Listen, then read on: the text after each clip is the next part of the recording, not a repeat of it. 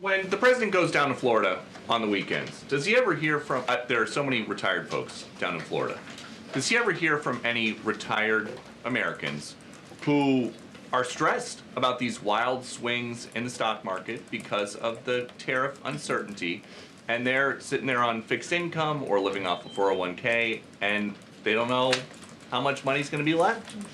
Well, certainly they are legitimate concerns, and the president takes those concerns very seriously, and he's addressing them every single day. And tomorrow's announcement is to protect future generations of the senior citizens you mentioned. It's for their kids and their grandkids to ensure that there are jobs here in the United States of America for their children to live the American dream, just like they presumably did. And as for their worries about their 401ks, their Social Security, I just addressed Social Security. This president is always going to protect it for our tax-paying senior citizens. As for their 401ks, look at what President Trump did for you in his first term. He is working on implementing that economic formula every single day by lowering inflation, lowering energy prices, massive deregulatory efforts, while simultaneously effectively implementing tariffs, and they'll hear more about that announcement tomorrow. And you said that the president right now is with the trade and tariff team. They are very confident that this is all going to work.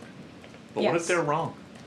They're not going to be wrong. It is going to work. And the president has a brilliant team of advisors who have been studying these issues for decades. We are focused on restoring the golden age of America and making America a manufacturing superpower.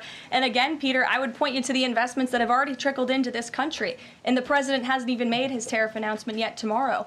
There have been billions of dollars in private investments from around the world pouring into American communities. What does that look like for those watching at home, for the people you mentioned worried about their own economic circumstances? It means more jobs in your communities, which means more money, more investments, more money in your pocket. That's what the president is committed to. And I would be remiss if I didn't mention the president's commitment to tax cuts, which we are counting on Congress to do, especially on Social Security. And one more. Sure. Are the special elections today a referendum on the president? I think first of all, as you know, I'm a government employee now, so I'm not very much allowed to comment on elections that are taking place. That's something to get used to, having just been on the campaign trail for quite some time. But the president is the leader of the America First movement and the MAGA movement. And that was made very clear on November the 5th when he received nearly 80 million votes. I could also say that it is the constitutional right of every law-abiding American in these places where these elections are being held to vote, and every American should exercise their constitutional rights.